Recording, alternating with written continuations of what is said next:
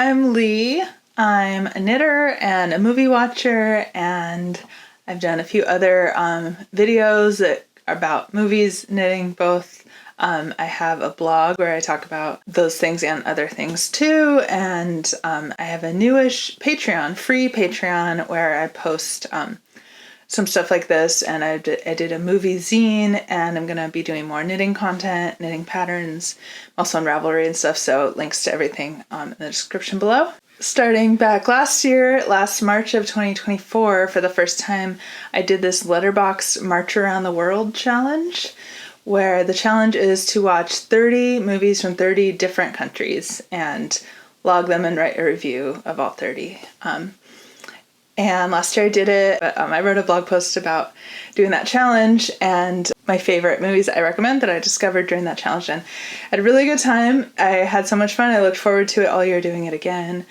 And it kind of made me start keeping track more of what countries movies I watch are from. So I ended up keeping track the whole rest of last year, all the other countries, not just in March, that I watched movies from. And then this year I started keeping track from the beginning of the year of like how many countries I visit by watching a movie from that country. Separate from that, last October, I did a horror movie knitting challenge where I knit a sweater while watching horror movies.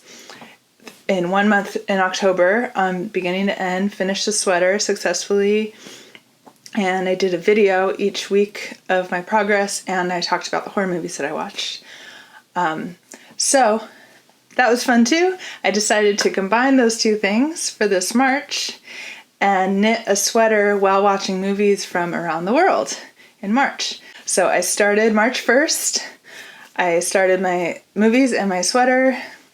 I started knitting my sweater, and then a few days into the month I got sick, which didn't really stop me from knitting. I wasn't too sick to knit. I was just sick enough that I couldn't really record a video because my voice and energy level were affected by the sickness, and I just couldn't show my video progress. So I put that off, and then a big family emergency happened where I had to fly to my parents' house in California for 2 weeks and leave my sweater behind, and the whole thing got put on hold. So today is April 1st. March is over. I did complete the movie watching challenge part of March. I watched 3 movies on the last day of March to finish off my 30, and I successfully got all 30 done. But the sweater got put on hold, and now it's being picked up again for April. So the first section of the sweater, the body, I completed in the first half of March before I left town. And I watched 17 movies.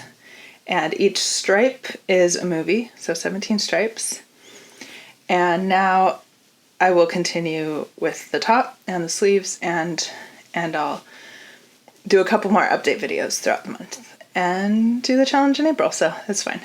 It will still happen. So the pattern I decided to use for this sweater is called Empire State Cardigan by Knititude. And I chose it because it's pretty simple. It's designed for a solid color, but stripes, color changes work okay because it just has a very simple patterning on the front, and the rest of it is just all stockinette. And it's a nice chunky gauge. It's Aran weight. It's designed for Aran weight, but it's kind of like a heavy Aran light bulky depending on the yarn and the gauge. So it knits up nice and quickly, so I can get the whole thing in a month. And I'm knitting it as designed, except with the colors added, the color changes. And I added some length. So it is designed to be like a cropped cardigan, and the design only has 3 buttonholes up to here. And I decided to add 1 more buttonhole worth of length to make it not quite so cropped, because I was doing fine on yardage and time, so added a bit of length, and that's the only change I've done so far, and I plan to knit it as written, except with color changes throughout. And I'm using like a merino blend sock yarn held triple to get the gauge. So again, it's like a heavy Aran light bulky gauge with the sock yarn held triple. And I'm using 9 different colors, and I'm striping in like a mirrored pattern. So I start with like 1 through 9, and then I reached 9, I went back 8, 7, 6, back through 1. And this was 17 movies, which means it was exactly color 1 through color 1 sequence. So this is the complete sequence, and then I'll continue on like that through the top and the sleeves. And then because I'm changing colors for each movie, each color stripe represents one movie, and the stripes are a little bit varying in width depending on the length of the movie and depending on my attention level. Like sometimes if it's a shorter movie or if it's a movie that I'm not super into, I might be a little distracted. Or if it's a movie that's very suspenseful, I might knit faster and a wider stripe. So I think that's fun to have the different widths that kind of represent the movies. So the body is the first 17 movies that I watched in the first part of March, about the first half of March. And I tried to have a good representation of all the continents. I tried to be really all over the world. So what I ended up with, those 17 movies, ended up being 3 from Africa, 3 from Asia, 1 Central America, 4 Europe, 1 North America, 4 South America, and 1 from New Zealand, so Oceania region. I'm going to try to keep that up with the rest of the sweater, try to keep a good, well-rounded, full world kind of theme. So every year the March Around the World Challenge has a featured country. It's the same challenge every year, 30 movies from 30 countries, but every year there's one country that's a required country. So this year that required country was Japan, and that was to celebrate Studio Ghibli's 40th anniversary. So it was strongly recommended to watch a Studio Ghibli film. Part of the challenge is watching 30 movies you haven't already seen that are supposed to be new watches. So watch a Studio Ghibli movie that you haven't already seen if there is one. I happened to get this Miyazaki box set, this Blu-ray set. Side note, if you're into Miyazaki and if you're into Blu-rays, this box set is very affordable on eBay nowadays. I think when it first came out it was pretty high priced, but you can get it for less than $40 now on eBay, and it's the complete works of Miyazaki up through a couple years ago, so not the newest. There were 3 that I still hadn't seen, so I picked one of those for my very first stripe, my cast on. I watched Nausicaä of the Valley of the Wind, which was very early Miyazaki from 1984. I hadn't seen yet. It was good. I mean, if you like Miyazaki, definitely good. We're seeing it's not, top of my Miyazaki rankings, but I liked it. So that's what I started with. And moving right through these 17, I'm not going to do full reviews. So I'll link to my Letterboxd list of all these movies in the description. And if you want to know what I thought, I did write reviews of every single one because that's part of the challenge, and did my star ratings and stuff. So you can do that. Also, I'll just say right now, I'm not going to say where they're streaming because that changes so much anyway. By the time you're watching this, it might be different. I highly recommend what I use to find where things are streaming is Just Watch. That's a website and an app. I have the app on my phone. I use it constantly every day on my phone. It'll tell you where things are streaming. Well, all of these I watch streaming except 1 or 2 library video rentals or owned, like this I own. But a lot of them are on Canopy or Hoopla, which is free with a library card. A lot of them are on Criterion Channel or Mubi, which I subscribe to and I recommend. Granny's Dancing on the Table from Sweden, 2015 dark drama with partially in stop motion, very dark. That was my second stripe. My third stripe was The Heiresses from Paraguay. It's a drama from 2018 featuring a middle-aged queer couple, which is cool.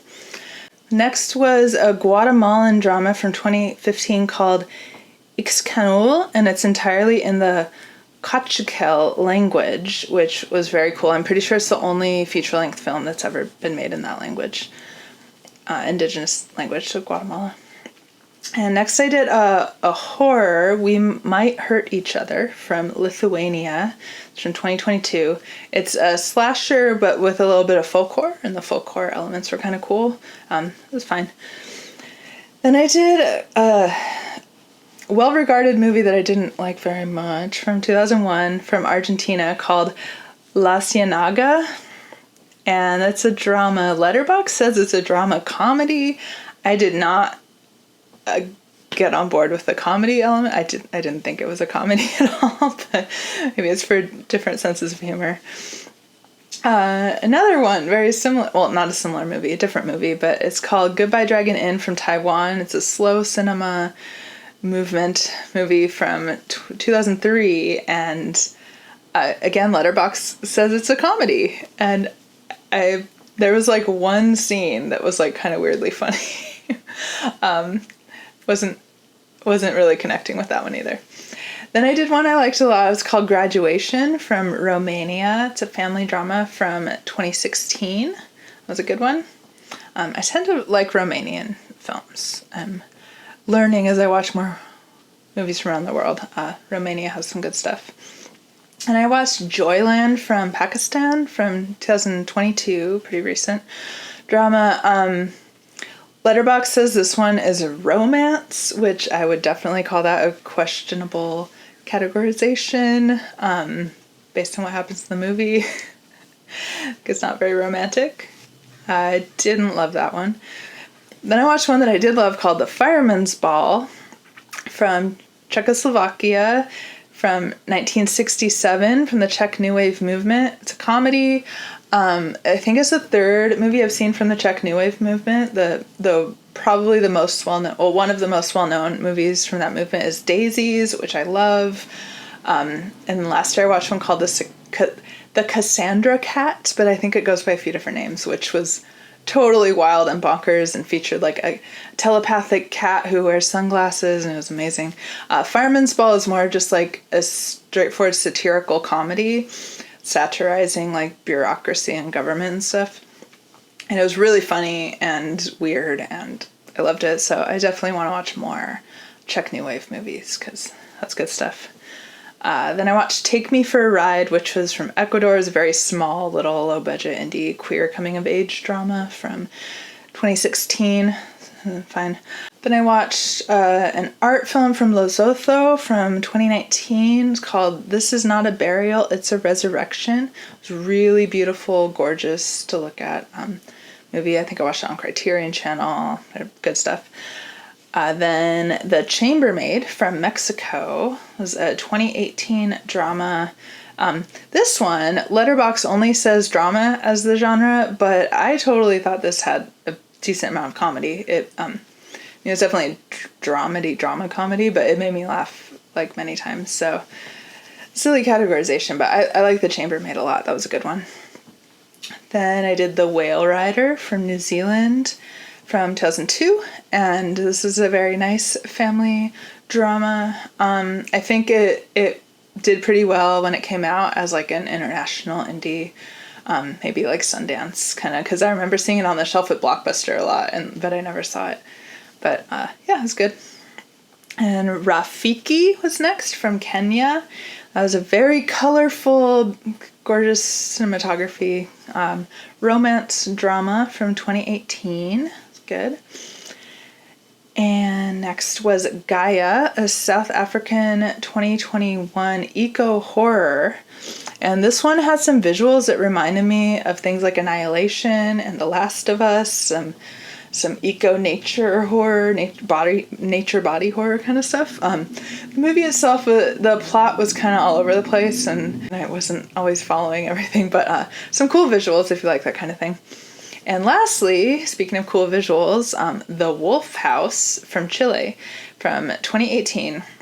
This was absolutely incredible, original, like most unique I've ever seen stop motion film, entirely stop motion, but it was a combination of like painted animation, but painted onto 3D surfaces, like painting onto the walls and doors and stuff of the house, animated, and then sculpture, like paper mache kind of sculpture, like being built in stop motion and then moving and being unbuilt and rebuilt and changing, and with like objects also, and the painting, like if you like stop motion, animation, unique animation, visual art, see it. It's categorized as a horror, as one of the genres, because it's like kind of creepy, but don't let that scare you away if you're not a horror person, because it's not like scary horror. It's just like the story has like some kind of horror elements, but like it's all stop motion creatures and stuff, and it's just like really, really, really cool to look at. It's definitely one that I would love to like own and watch again, and like special features and stuff. So that was my number one. The Wolf House was my number one out of all these 17 that I would recommend the most highly. And then I did finish off the rest of the March Around the World movie challenge and watched 13 more, combination of some at my parents' house and some I crammed in at home over the last couple days, without the sweater. So I'm not going to go through all those 13. Some of them were not good because I was just trying to watch like the shortest things I could find, or just some kind of weird ones. But I am going to tell you my top 5 out of those extras that I watched. So my number one that I would recommend I have right here because I rented the DVD from the library. And it is streaming free on Tubi and I think Roku channel, so you can totally watch it free online. But I rented the DVD, and it's called Women at War. It's from Iceland. It's from 2018. It's an environmental comedy drama thriller. And it has some really like cool, fun, unique elements that I don't want to give away. I think if you like stories about environmental activism, that kind of thing, and also if you like kind of like quirky, fun, like Wes Anderson, but it's not like that, but just like a little bit like quirky, different kind of filmmaking styles. I think definitely check it out. This is like one of my new favorite movies. It's really good. My number 2 recommendation, a classic Iranian cinema from 1987 called Where is the Friend's House? That's one I've heard of. It's a great movie about a kid trying to do the right thing and adults just kind of all being assholes and treating this kid really badly, and all the kid wants to do is the right thing, and you're just like following him around, and it's a good movie. And then next one that I own called Wreck. So I bought this used a while ago, but I hadn't seen it yet. This is found footage from Spain from 2007, and I've always heard it referenced as kind of like one of the best found footage, so it took me forever to get around to seeing it. And I like found footage. I'm not like a huge I'll see any found footage movie, but I do tend to like found footage generally, and it was very good. I liked it a lot. Scary. And The Flowers of St. Francis from Italy from 1950. Religious movie, black and white, 1950. I had heard it was good, so I decided to give it a shot even though I didn't think I'd really like it. And weirdly, it was super funny. It made me laugh a bunch. I wasn't expecting that at all. It was just like a really nice, sweet, funny movie about people like trying to be good. Yeah, so I don't know if you like watching old movies, that is like on Scorsese's list of his most influential movies or something like that. That's a good one. And lastly, The Cave of the Yellow Dog is from Mongolia from 2005. It's about a nomad family, and the family in the movie is a real family, all playing themselves. They're a real nomadic family. So it was like a scripted movie, but it was kind of like documentary hybrid because it was about them basically, and how they lived their lives and stuff. So it was really interesting. They like make goat cheese, and you see that process. They pack up their entire yurt household and travel with it, and that's really cool watching that process of how that works. So it was really like interesting in like a documentary kind of way, but then it was also just like a sweet story about cute kids and a dog, and it was nice. Very nice movie. So now that I've done the body and the first 17 movies, I'll continue on with separating for the top and the sleeves with as many movies as it takes to finish, and I'm guessing it'll probably take around 35 or something total to complete it. I don't know. We'll see. My plan is to record another video a week from now, next Tuesday, with wherever I'm at that point, and then if I'm really far ahead, then it'll just be that, and then like the finished video when it's done. And something I'm going to do with this project starting right now is I'm going to include a little knitting tutorial with each week's progress with a technique that I've been using that week or whatever in the video. And then I'm also doing an illustrated diagram tutorial which can be like an image saved to your phone or saved to your computer, which I will be posting on my free Patreon. So by the time you're seeing this video, that should be on my free Patreon, so you can join that to get the image. And then when this entire project is all the way over, I'll do a blog post about the whole project, and I'll post the image on the blog post as well. So if you are a still diagram learner, then you have that way, but I will do it in the video. So those techniques are going to be like pretty simple techniques, so hopefully you just watch the video, and then if you have the image, then you can refer back to it. But if you ever do want to come back and refer back to the video, there's chapter timestamps, and you can just go to the timestamp of the tutorial anytime to refer back to it again. That'll be the case for all the tutorials I do in this series. So for this week's tutorial, I'm going to show you how I do the triple stranding that I talked about. I'm using sock weight yarn triple stranded. Well, I do that from one single ball, just one single strand coming off the ball, and I triple strand it as I knit, which, number one, it's great if you're like me and you love sock yarn and collecting sock yarn, but you don't like knitting a fingering weight gauge. Triple stranding it makes fingering yarn into like anywhere from like worsted to bulky gauge, depending on like the specific weight of the fingering yarn. When you're triple stranding yarn, very important to gauge swatch for your project, because, you know, fingering or lace or different weights can vary a lot within that weight. You know, you can get a light fingering or heavy fingering, and then when you're tripling it, you're tripling the difference between it. So there's a very big difference between light fingering held triple and heavy fingering held triple.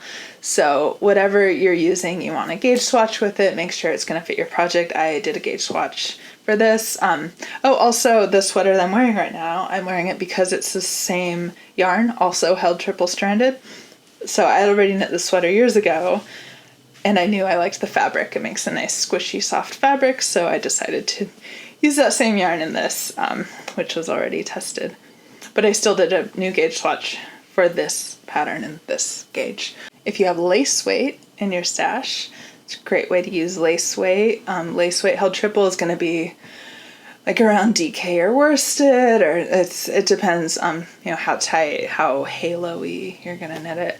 This hat that I'm wearing right now, this is a Noro lace weight yarn held triple. So the Noro does the self-striping. It's just self-striping yarn with very long color sections, but then I triple stranded it, which made the color sections a third as wide as they would have been, but it's on a hat. So yeah, it worked really well for that. So I've even done like this triple stranding technique with like worsted weight to make like a super bulky, when you want a super bulky yarn. And the other thing that's great about it is that you're just gonna be working off the one single ball. So if you're traveling with your knitting or just around the house or whatever, you don't have 3 balls of yarn hanging off your knitting that you have to manage all the time and not get tangled. You just have the one single ball off your knitting. So it makes it a lot easier to do triple stranding. Of course, if you want to triple strand like a marled color effects with like 3 different colors, that's a different deal. You can't do it off one ball. But if you want to triple strand the same yarn, this is a great technique. So when you're starting with a fresh new ball, the first thing you do is tie a loop into the end, and it can kind of be any length as long as it's big enough to get your fingers through. And your knot is not a slip knot, it's just a regular knot. Just tie a regular knot.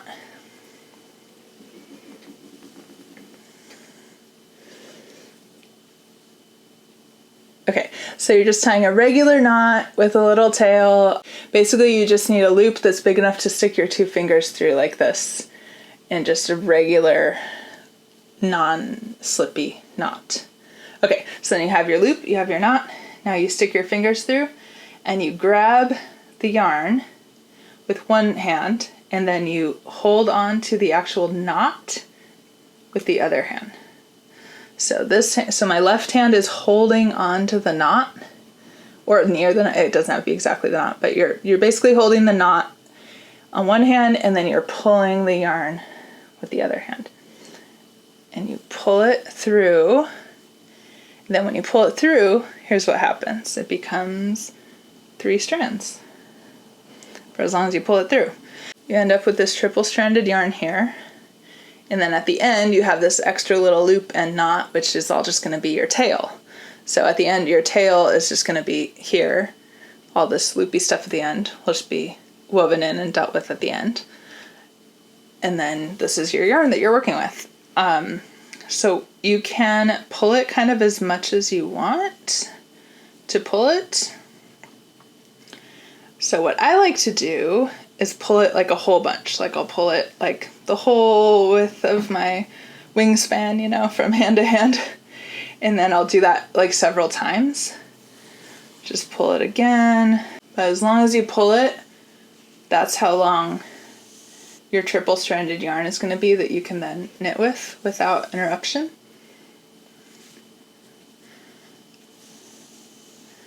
There, so I have all this yarn that can all just be knit with without doing anything. You can keep pulling for yards and yards and yards and yards. Just it might get a little bit tangled if it's too much. But then this is what you start with. Now this is your end. This is your beginning of your yarn. So you just use it normally, leave a tail like you always would anyway to weave in later, and cast on or whatever, and that's your triple-stranded yarn. Now when you're knitting it, move over to my in progress project. So you're knitting, knitting, knitting, and then you're reaching the end of this section of triple-stranded yarn. So when you reach the end, triple-stranded, and then the end has the little loopy guy. So you have your single strand that's attached to the ball, and then you have your little loopy guy at the end of the triple-stranded section. Now all you do is same thing you did before. You stick your fingers through the end of the loop and you pull the working yarn that's attached to the ball, and you pull. And you just pull and pull and pull. And then you're creating a new section of triple-stranded. So then it's just seamless. There's no knot or anything. There's just a little loop that you don't notice when you're knitting. So right here is that little loop that I pulled through. So it's just kind of a loop through a loop. And it just continues being triple-stranded the whole time. You just go until you reach another loop, and then when you reach another loop, you just pull it through again. Yeah. So you're just pulling. So this one I'm pulling, it's attached to the ball itself. So I'm just pulling it through the loop, and there's 3. Yeah. So if you crochet, if you do a crochet chain ever for any reason, what this basically is like a giant, super long loopy crochet chain. Just like chain, like each time you're pulling it through is like a chain. And you could like chain a lot more often. You could just like go like that and then go like that and go like that and just like make a lot more of the little loops through loops, because you're not going to notice it in your knitting. So if you prefer for some reason to just pull it through and then pull it through again and then pull it through again, you can do that. You're still doing the same thing of making triple-stranded yarn. It's just your triple-stranded yarn has more loops in it, which will be invisible when you knit them. Same thing. So what I like doing is just like pulling like many yards at a time, and then knit until I reach the end. And then I reach the end and pull. Whatever works best for you. As long as you're making those big long chains, you're making triple-stranded yarn, you're good. So hopefully, if you are someone who likes knitting with heavier weights, this will be a helpful technique for you to use for projects. And again, always gauge swatch. If you're assuming you're knitting a project that has a gauge, you can estimate a light fingering held triple is going to be like a heavy worsted, but you still want to gauge swatch just to make sure, because it might not be, anything that is going to triple, like if it has like a halo, then the halo is going to like triple, and then maybe you're going to want to knit it at a looser gauge, or, whatever the specifics are to your yarn. That's the tutorial, and thanks for watching whatever part of this video you watched. Again, I'll be back in about a week with another video of my progress on this project, the movies I watched while knitting it, and another tutorial, and you can skip ahead and use the chapters to watch whichever part of that you care about. And if you're watching this on YouTube, please subscribe so you get that next one. If you're watching this on Patreon, enjoy the no YouTube ad version of it, but if you really like it, maybe you could still like it on YouTube to help it out. And yeah, subscribe to my Patreon if you're not already to get free stuff. Bye!